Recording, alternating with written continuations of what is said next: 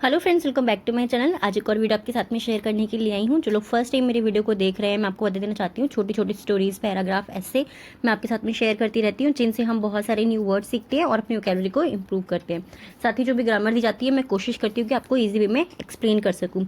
तो यस, आज का जो हमारा टॉपिक है बहुत ही ज़्यादा इंपॉर्टेंट है, इंडियन फार्मर के ऊपर। Role of Indian farmer. Indian farmer का रोल क्या होता है हमारे जीवन में, उनकी क्या भूमिका होती है हमारे जीवन में, उसी के ऊपर ये ऐसे है, उसको चलिए स्टार्ट करते हैं।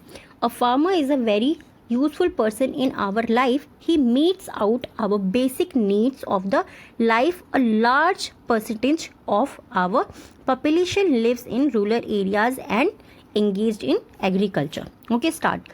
So a farmer यानी कि एक किसान, is means है, means एक, very means बहुत, useful यानी कि उपयोगी, person यानी कि व्यक्ति, एक जो किसान है वो बहुत उपयोगी, बहुत ज़्यादा यूजफुल व्यक्ति है। इन आवर लाइफ यानी कि हमारे जीवन में, आवर मीन्स हमारे, लाइफ मीन्स जीवन में। ही मीट्स मतलब होता है पूरा करना, ठीक है, वो पूरा करता है out our basic needs. Out our basic needs यानी कि हमारी जो बुनियादी ज़रूरतें होती हैं, नीड्स यानी कि ज़रूरतें, हमारी जो बुनियादी ज़रूरतें होती हैं वो उन्हें पूरा करता है। ऑफ द लाइफ, हमारे जीवन की जो हमारी बुनियादी ज़रूरतें होती हैं वो उन्हें पूरा करता है। A large percentage of our population, और लार्ज यानी कि बड़ा, बड़ी परसेंटेज यानी कि बहुत बड़ा प्रतिशत, of our population, our means हमारी, पॉपुलेशन यानी कि जनसंख्या का, हमारी जनसंख्या का बहुत बड़ा प्रतिशत, lives in rural areas. Lives यानी कि रहता है, इन मीन्स में, रूरल यानी कि रूरल मीन्स होता है ग्रामीण क्षेत्र, गांव वाला जो एरिया होता है उसको बोलते हैं रूरल एरियाज, यानी कि ग्रामीण क्षेत्र जो होते हैं, एरिया यानी कि क्षेत्र, ग्रामीण जो क्षेत्र होते हैं वहाँ पर वो रहता है। अ लार्ज परसेंटेज यानी कि बड़ी मात्रा में या बड़ी प्रतिशत के जो लोग हैं, जनसंख्या जो है हमारी, वो ग्रामीण एरियाज में रहती है। लिव्स इन रूरल एरियाज यानी कि ग्रामीण क्षेत्रों में रहती है। एंड और एंगेज इन एग्रीकल्चर। एंगेज मतलब क्या होता है, एंगेज मतलब होता है किसी चीज़ में जुड़े रहना या किसी चीज़ से शामिल रहना, ठीक है, किसी चीज़ में शामिल रहना है, किसी चीज़ से जुड़े रहना। संलग्न बोलते हैं इसको, बट संलग्न जो है इजीली हमें समझ में नहीं आता है, इसीलिए आप समझ सकते हैं कि जुड़ना किसी चीज़ से, किसी चीज़ से इंगेज होना यानी कि किसी चीज़ से जुड़ना ही होता है इसका meaning. In agriculture, in agriculture यानी कि वो कृषि से जुड़े रहते हैं। कृषि मीन्स क्या होता है, आपको सबको पता होगा, खेती बाड़ी जो होती है उसको कृषि बोलते हैं, यानी कि agriculture. Often referred to as the backbone of the Indian, often अक्सर, रेफर्ड यानी कि उनको संबंधित किया जाता है, संदर्भित मतलब होता है उनको एक तरीके से जोड़ा जाता है या उनको इस तरीके से माना जाता है भी, वो आप बोल सकते हैं। रेफर्ड यानी कि ऑफन, अक्सर, रेफर्ड टू एज मतलब जैसे, द बैकबोन यानी कि रीढ़ की हड्डी की तरह उनको माना जाता है, उनको संदर्भित करा जाता है। Of the Indian, of means का, द इंडियन, इंडियन मीन्स होता है भारतीय, अक्सर उन्हें भारतीय इकोनॉमी यानी कि अर्थशास्त्र का रीढ़ की हड्डी के रूप में संदर्भित किया जाता है, ऐसा भी बोल सकते हैं हम। या फिर अक्सर उन्हें भारतीय अर्थव्यवस्था की रीढ़ की हड्डी के रूप में माना जाता है, ऐसा भी हम बोल सकते हैं, ठीक है, दोनों वेज बोलने के करेक्ट होंगे। फार्मर्स जो किसान है, provide us with food, provide यानी कि प्रदान करते हैं, अस मीन्स हमें, विद फूड भोजन जो होता है वो हमें प्रदान करते हैं, फूड जो भी हम खाना खाते हैं वो हमें प्रदान करते हैं।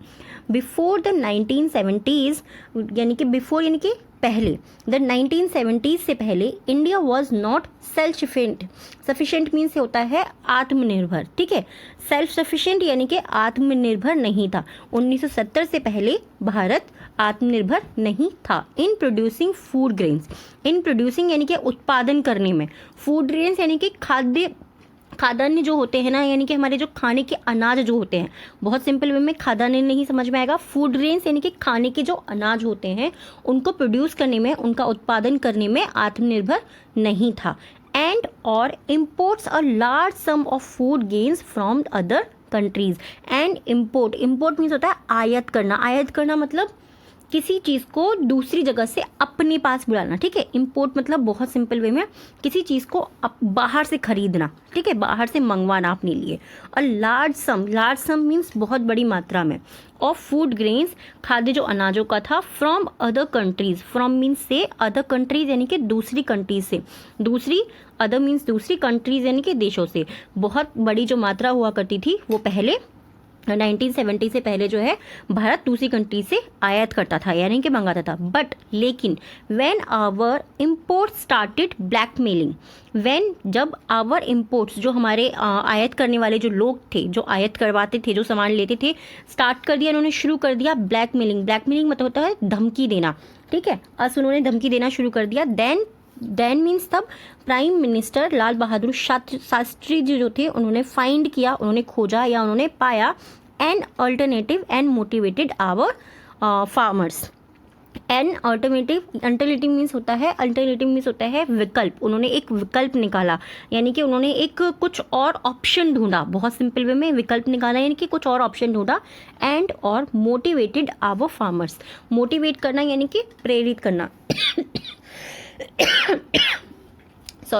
मोटिवेट करना उन्होंने शुरू करा। एक अल्टरनेटिव निकाला, एक विकल्प निकाला और मोटिवेटेड आवर फार्मर्स, और हमारे जो किसान थे उनको मोटिवेट करा यानी कि उनको प्रेरित किया, उनको बहुत ज़्यादा प्रेरित करा कि क्योंकि बाहर से जब ब्लैकमेलिंग होने लगी तो जिस दाम में हमें चीज़ें मिलती थी उससे ज़्यादा दामों में चीज़ें मिलने लगी, और वो ये भी बोलने लगी अगर हमें इतना दोगे तब हम इतने तुम्हें चीज़ें देंगे। तो इसीलिए उन्होंने अल्टरनेटिव निकाला और उन्होंने हमारे जो फार्मर्स थे उनको मोटिवेट किया। इन एडिशनल, इसमें शामिल करते हुए या इसमें जोड़ते हुए, he gave the slogan, he gave उन्होंने दिया, द स्लोगन यानी कि नारा, जो उन्होंने एक नारा दिया, जय जवान जय किसान। ये आप सभी ने सुन रखा होगा ना, I hope everyone knows it, ठीक है। Which is remembered till day, which मतलब जो कि, इज मीन्स है, रिमेंबर्ड जो कि आज भी याद किया जाता है, टिल डे यानी कि आज भी, टिल डे यानी कि आज तक, ठीक है।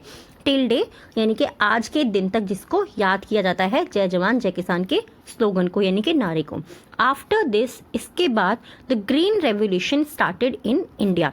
द ग्रीन रेवोल्यूशन यानी कि हरित क्रांति जो थी, इसके बारे में भी आपने पढ़ा होगा अगर आप स्कूल में पढ़ रहे हैं, 7th 8th में है या 3rd 4th में भी है ना, तो इसी के चैप्टर्स जो है बच्चों से रिलेटेड करा दिए जाते हैं।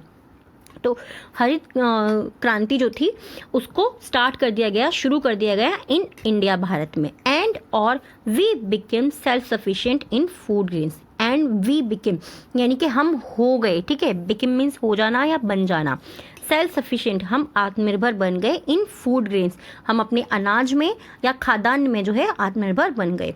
मोरओवर, इसके अलावा वी स्टार्टेड हमने शुरू किया, वे स्टार्टेड, स्टार्ट मतलब शुरू करना, स्टार्टेड यानी कि शुरू किया पास्ट में, ठीक है। वी स्टार्टेड हमने शुरू किया एक्सपोर्टिंग, एक्सपोर्टिंग मतलब क्या होता है, अपने पास से चीज़ें दूसरे के पास मिला। इम्पोर्ट करना मतलब लेना, ठीक है, किसी से लेना, खरीदना है, कुछ भी करना। एक्सपोर्ट करना यानी कि देना, एक्सपोर्ट करना शुरू किया। आवर सप्लाई सरप्लस और अदर कंट्रीज, हमने जो है अपने सरप्लस को, अपने जो अतिरिक्त जो हमारे पास में चीज़ें बचती थी, जो अनाज बचता था, उसको दूसरी कंट्रीज में बेचना शुरू कराया या फिर निर्यात करना शुरू किया। ही ग्रोज, वह ग्रोज करता गया। वो क्या ग्रो करता था, ग्रो मतलब होता है उगाना, वो उगाने लगा। कॉर्न टू ईट, कॉर्न जो होती है मकई जिसको बोलते हैं ना, मकई के दाने, वो उन्हें खाने के लिए उगाने लगा। And cotton for clothes, cotton मतलब होता है कपास, उसको हिंदी में बोलते हैं कॉटन को कपास। वो कपास उगाने लगा फॉर क्लोथ्स, कपड़ों के लिए उसको कपास उगाने लगा। To where, okay. जैसे ही किसान ने अपना देश में काम करना शुरू करा, बाहर से चीज़ें मंगानी बंद करी, तो उसने क्या करा, उसने मकई को बोना शुरू करा, मकई को ग्रो करना शुरू करा, यानी कि उसको उगाना शुरू करा एक तरीके से। और कपास को, कॉटन को उगाना शुरू करा फॉर क्लॉथ के लिए, क्योंकि मेन चीज़ें हमारी लाइफ में क्या होती है, कपड़ा, खाना और घर, ठीक है। तो सबसे बड़ी चीज़ होती है कपड़ा और खाना, है ना। टू वियर, उसने कपास को उगाना शुरू करा कपड़ों के लिए। वियर मीन्स पहनने के लिए, ठीक है। ही ग्रोज, उसने उगाना शुरू किया या उसने उगाया मैनी थिंग्स, मैनी थिंग्स यानी कि बहुत सारी चीज़ें। In his farm, in his farm यानी कि फार्म मीन्स यहाँ पे वो नहीं है फार्म हाउस नहीं, यहाँ पे फार्म मतलब उनका जो खेत होता था उसको भी हम फार्म बोलते हैं, ठीक है। ही ग्रोज मैनी थिंग्स, उसने बहुत सारी चीज़ें उगाई। इन हिज फार्म्स, उसने अपने फार्म में बहुत सारी चीज़ें उगाई। And sends them to us, he does a very valuable service silently. And sends, और वो भेजता है, देम मतलब उन्हें, टू अस हमें भेजता है, ठीक है। वो उन चीज़ों को, जैसे गेहूं है, चावल है, वो उन्हें हमें भेजता है। ही does a very valuable service silently. He does यानी कि वो करता है, डज का मीनिंग हम कहाँ पे करते हैं, जब करता है, करती है हमें बोलना है, यानी कि सेंटेंस के एंड में हमें ताहती आ रहा होता है, ठीक है। अ वेरी वैल्यूएबल यानी कि बहुत मूल्यवान, सर्विस मीन्स सेवा, चुपचाप, वह चुपचाप बहुत मूल्यवान सर्विस करता है, यानी कि सेवा करता है। इस तरीके से हम इसको बोल सकते हैं। बहुत ही बेसिक, बहुत ही सिंपल था, बट यस बहुत ही ज़्यादा इंपॉर्टेंट भी था। आई होप आपको पसंद आया होगा। प्लीज़ मुझे कमेंट में ज़रूर बताइएगा आपको कैसा लगा है। अब टाइम है हमारे 3 वर्ड्स का, dictation words, sorry sentence word, जो मैं आपको हर वीडियो के अंदर देती हूँ। इनसे आपको सेंटेंस बनाने हैं और आपको कमेंट बॉक्स में लिखना है।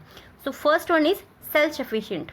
सेल्फ सफिशिएंट मीन्स क्या होता है? आत्मनिर्भर, यानी कि अपने आप से कोई भी चीज़ करना, किसी के बलबूते पे नहीं रहना कि तुम कर दो तुम कर दो तुम कर दो, नहीं, हम अपने आप अपना काम कर सकते हैं, यानी कि सेल्फ सफिशिएंट है। ओके, नेक्स्ट है अल्टरनेटिव। अल्टरनेटिव मतलब कहता है विकल्प, ठीक है।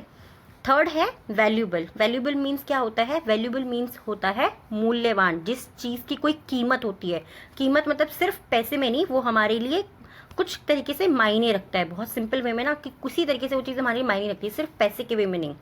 ठीक है, इन तीनों वर्ड से आपको सेंटेंस बनाने हैं। आप पास्ट में, फ्यूचर में, प्रेजेंट में किसी में बना सकते हैं और कमेंट बॉक्स में ज़रूर लिखिएगा। अब टाइम है 3 डिक्टेशन वर्ड्स का। सो डिक्टेशन वर्ड भी आप कमेंट बॉक्स में लिख सकते हैं। डिक्टेशन वर्ड के लिए आप बार बार पूछते हैं डिक्टेशन कैसे लिखनी है, कुछ नहीं, बहुत सिंपल है। स्पेलिंग होती है, जो वर्ड मैं आपको बोल रही हूँ उसी की आपको स्पेलिंग लिखनी है। आप कमेंट बॉक्स में भी उसको लिख सकते हैं, बहुत ही सिंपल है। आपको कॉपी पेंसिल कुछ ढूंढने की जरूरत नहीं है, सिर्फ कमेंट बॉक्स ओपन कीजिए, then you write. First one is agriculture. First dictation का वर्ड है agriculture. Second revolution. Third exporting. First agriculture, second revolution, third exporting. I hope ये टॉपिक आपको पसंद आया होगा। प्लीज़ अगर पसंद आया हो तो कमेंट में मुझे ज़रूर बताइएगा, और अगर आप चाहते हैं कोई और टॉपिक मैं आपके साथ में शेयर करूं, आप मुझे कमेंट कर सकते हैं।